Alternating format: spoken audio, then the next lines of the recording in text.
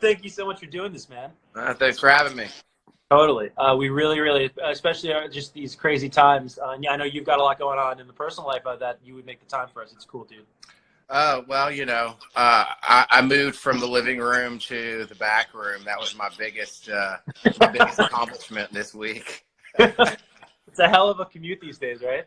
Yeah, actually the biggest thing for me is I'm usually a night owl. I stay up late and that sort of thing, but it's been pretty extreme. I've been going to bed at about 7 a.m. every morning. Oh my gosh! And then getting up at like 2. My wife is. Yeah.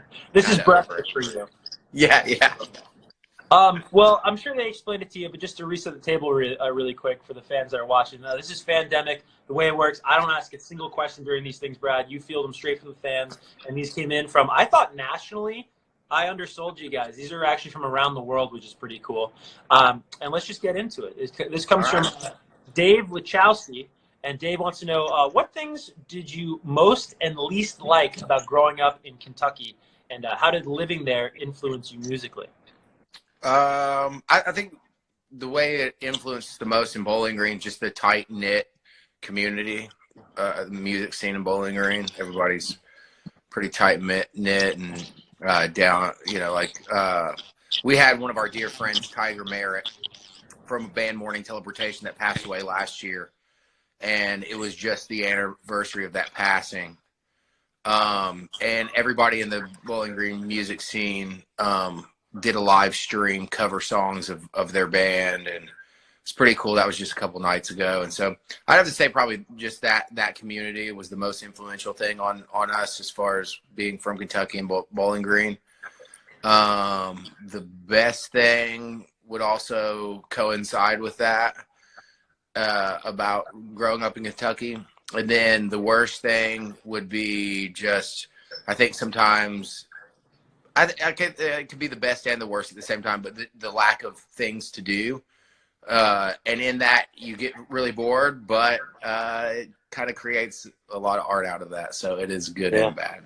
Totally. A lot of creativity probably came from that. And forgive me if I'm forgetting some great Kentucky bands that came out of Bowling Green, but was it also kind of exciting to establish that city on a grand scale as you guys eventually did? I think for us, we always grew up looking up to a band called Government Cheese. They're like late 80s, early 90s indie band that was just like super influential on the Bowling Green scene. So kind of have to give them the credit. But, we took the torch and ran with it. And then there's a lot of great bands that are always kind of coming out of Kentucky in general. My Morning Jacket was always a band that we looked up to growing up. And then you have White Reaper that's coming out of there now. So got to give a little love to those boys. Yeah, the pipeline's strong. Let's get to the next question. This comes from Mikey Harrigan. Did you have a good breakfast? This is my breakfast, so it's good. Yes. There you go. It's Mikey, very that was strong iced coffee. Nice. An answer and a demonstration. We appreciate it. All right, this comes from Keen, and Keen wants to know, what's the story behind House of Glass? House of Glass was a song that I started writing musically probably 6 months before the record, and just kind of always really was drawn to that riff and kept coming back to it. And usually that's the songs that we pursue and follow up and make the records. I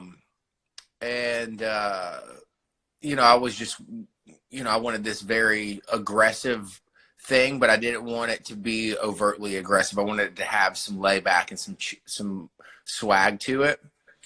And then, just kind of it met up with what Matt was going through at that time period. Just a lot of self-isolation, which is randomly very weird that we're in this whole time period. I feel like we're living out the words of our record, personally in my own life, because we talk a lot about isolation and that sort of thing, self-isolation, and then we're kind of isolating. And the record for me personally has taken so many different evolutions in what it means to me. It's just so strange. But that song, Matt was just going through a lot of self-isolation within his personal life. And so the dark vibe kind of just met up with what he was going through, and that's how, voila, the song was born. It's cool, just as as us, the fans of your music, Brad. Like that, of course, you could write a song. My daughter's walking in here. Here's my daughter. Who wants to say hi? Oh yeah. Etta, say hi. Where are you? Oh, she ran out now. There she is. What's going on? She has the world's coolest dress on. It says "Girl Gang" on it, on the collar. Nice. That's amazing. She made a picture for everyone. Oh, let's see the picture. Can we see?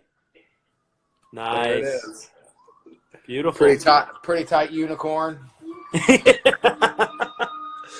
Oh, we got some sirens, Brad. 1 second. Cool. That's amazing. But what was the question? I'm sorry. Oh no, I was just saying that it's cool. It's cool, and we love the artwork, by the way. We didn't bargain for a unicorn painting today, but no, it's cool to hear you as an artist even say that you can reinterpret your songs, and your songs can mean something different to you over time, as I'm sure they do for us, the fans. You know what I mean? Well, hopefully that's with our music, we just kind of write what we're going through, and hopefully it translates in a lot of different ways for people, because we're not necessarily like out there to preach a message or anything. Yeah. We just give people perspective from where the things that we've been through, and that always connects in a lot of different ways for the different walks of life that people have went through. Totally. Let's get to the next one. Hard-hitting question from Pepper USA. Do pineapples belong on pizza?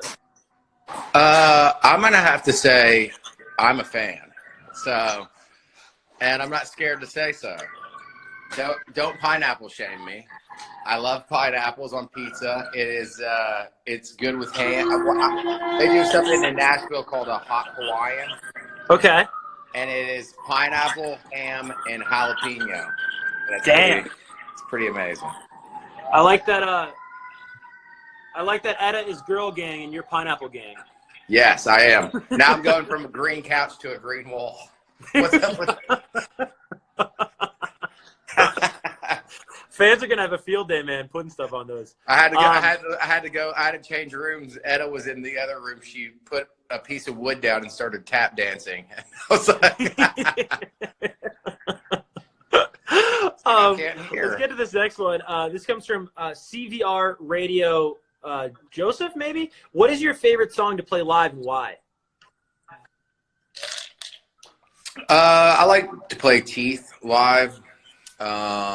It's just a high energy song. It always, it kind of does the trick for the adrenaline junkie in me. Nice. So that song's really fun to play. I like to play Social Cues. I like to play House of Glass a lot. Nice. So. Beautiful Me 87 asks, what are you all doing during this unprecedented time? What are we doing? Yeah, it's a pretty broad question, but well, let's see. As I stated, I woke up at 2 p.m. I got up. My routine is to make an iced coffee. Mm-hmm. I make I don't know. I'm probably drinking anywhere from 8 to 10 shots of espresso a day. Do a lot of pacing. I take care of my kids. I write some music. We go on walks to try to, air things out a bit, and let's try to stay away from as many people as we possibly can, so we slow this thing down. Hell yeah. This comes from Cremmy, and they said, do you go look around in different cities while touring, or do you just play, sleep, and then go on to the next one? A little bit of both. Yeah. There's times that I get up and there's areas of town that I want to go into and kind of look around and do whatever. But I do also fall into the habit of, play, party, sleep, wake up late, play, party, sleep. So, Yeah, exactly. but you know, I get a good grasp of the culture of every city at nighttime. I do go out at nighttime, so go out. You know, that's part of the party. Yeah, arguably the best time to go out in cities. And then a follow-up question from Cremi as well. What's your favorite European city to play and why? If you can pick, maybe like not your favorite, but like one of your favorites. I really love London. We lived there, so you know, we lived there for almost 2 years, so it's like a mini second home to us. Yeah. I really love Berlin. Berlin has such a incredible vibe to it, and Ada loves Berlin. Oh yeah. But it just has such a really cool art scene. It's a really cool city. I love Manchester. Totally. Love there's few places in Portugal that we really love.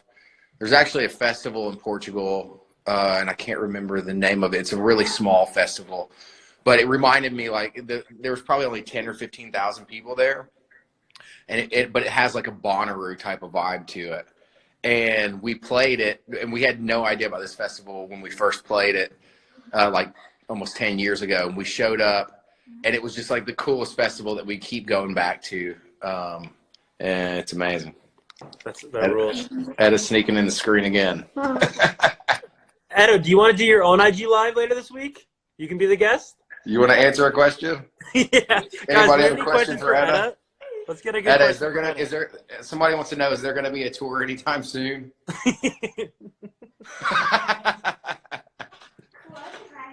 I love it. How about this one? Along the same line, Sabertooth Tiger wants to know, are you working on any new music during this whole thing? Yeah. I've been working on a bunch of new music. We all are. So I'm pretty excited. That's something that's going to be, I think, a big positive in this whole situation, is that we actually are getting to spend a lot more time with our families, and also we're getting to write some new music. I actually got a little guitar thing. I'll give everybody a little preview. Please. Who knows if you can hear it because it's on a computer. So, but we'll see. Let's see. We'll see if this is going to be good. I feel good about this guitar tone. Let's hear it. Here we go. And ready? Here we go.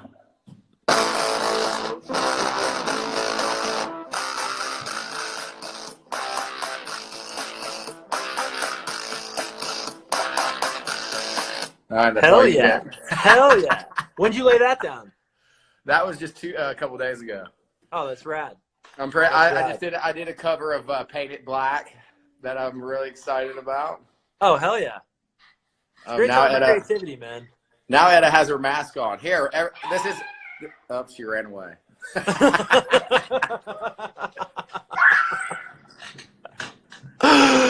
Oh, she loves attention more than me.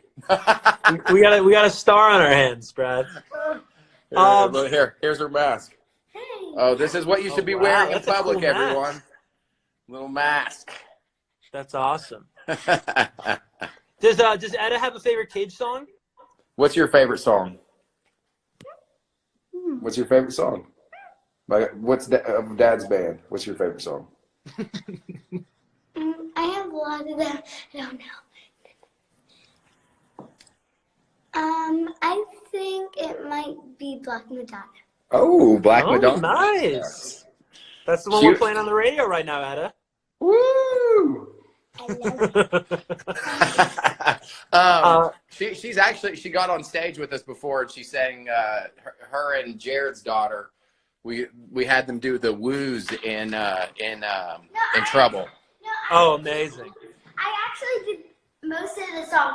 Roz, she was just watching me most of the time. This has turned into Eda's interview now. No. I love it, man. We scored the Eda exclusive. All right. Okay. Let's do this. 2 more quick questions, and then we can go back to Eda. What are you listening to right now? I think the Strokes' new record is amazing. It's been, I feel like I always go through these times that where like I have a drought of new music that I'm really excited about. And just recently, she's hitting me with a kite now. I've opened up Pandora's box. This is what self-quarantine is like, by the way. Okay. Amazing. Okay. But like the Strokes record is so good. I like the Twin Peaks new record. Liza Ann's putting out really good stuff. And there's a band that I'm really loving called Glove, and a lot of good stuff. So I feel like I just was in this down period where I was like, I can't find anything that I really love, and then it just all hit at the right time. Hell yeah! I actually made a playlist on our Spotify. It's called Social Distancing. Oh, and nice. It's all the stuff that I've been listening to. Oh, so we can definitely check that out. Yeah, there's another band called Surfboard who is like really amazing. So we've got a bunch of stuff on that playlist that I've been listening to. I was going to ask really quick, Brad, when you hear an album like by the Strokes that just dropped last week, do you get inspired? Is there like almost like a competitive aspect to you where you're like, now I want to make great music like that? I don't know if it's necessarily really competitive, but it does inspire me to write, you just get inspired and feel creative. We have one final fan question, then we'll let you go. This comes from a lovely girl called Jenny. Looks like a longer one that I haven't read yet, so hopefully it's not inappropriate. First time seeing you was at Not So Silent Night in Brooklyn this past December, and Jenny says she was mind blown. She was front row and there to see Mumford & Sons, but you guys blew her away. I've since then downloaded all the albums and have become a huge fan. Who have you seen live that just blew you away? And what's your favorite Mumford & Sons song? Well, I can answer one part of that question because I'm not really that familiar with a bunch of Mumford and stuff. Totally. I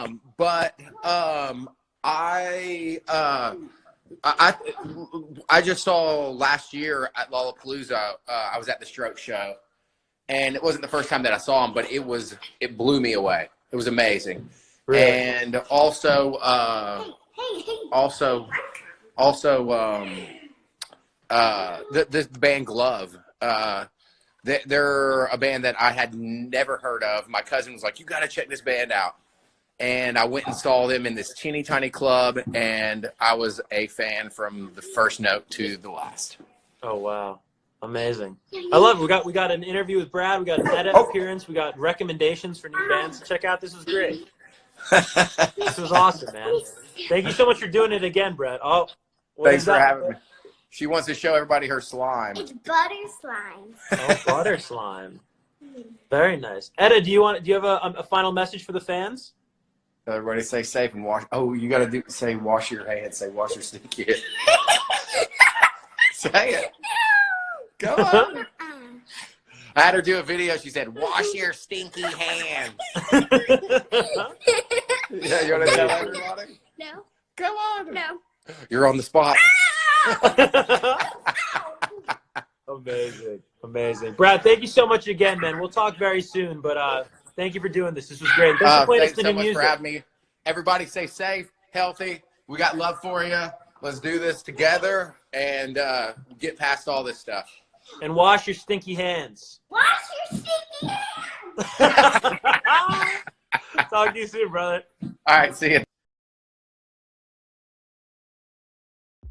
Thanks for watching. If you liked the video, make sure to like and subscribe and hit that bell for all notifications from radio.com. While you're at it, why don't you check out some of our other great videos.